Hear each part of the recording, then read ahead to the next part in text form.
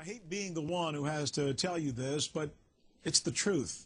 We as a nation are headed for an economic disaster. This is a story that you should not only watch, but you should also make sure the candidates who want your vote watch as well before they bury all of us. Now, not my words. These are words being spoken by someone who's a very high authority on something like this. The reporter in this is CNN's Jeff Greenfield, who introduces us now to one man who's going all over the country trying to keep our nation from going broke.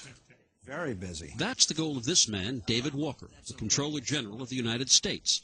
That's the government's accountant-in-chief. Daunting fiscal reality. For the last few years, he's been going around the country telling anyone who will listen that we're headed for an economic train wreck of catastrophic proportions. It's a message millions of Americans heard a week or so ago on 60 Minutes. Serious adverse consequences. A message Walker is happy, maybe happy's not quite the right word, to deliver to us as well, that we're spending way more than we're taking in.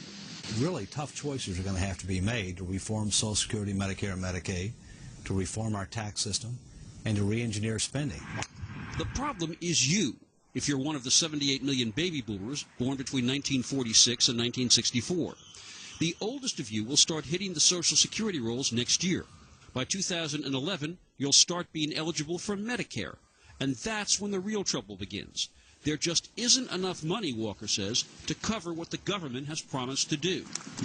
Now, back in the 1980s, Republican President Reagan and a Democratic House hammered out a fix on Social Security at a time when that system was perilously close to disaster.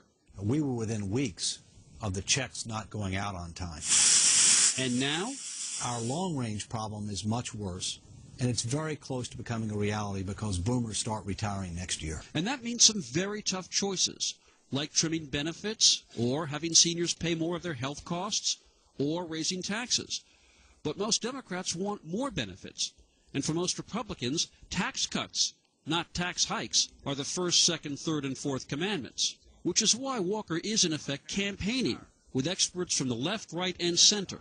His purpose? Try to make sure that any serious candidate for the president, and most importantly, the two nominees for the major parties, that they make fiscal responsibility one of their top 3 priorities.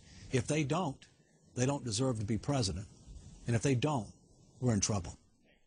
Let's see if they listen. Jeff Greenfield following that report for us. Well, the 2008 presidential race has started already, earlier than ever before, as a matter of fact. Let's hope that the candidates are, in fact, listening to David Walker's warnings.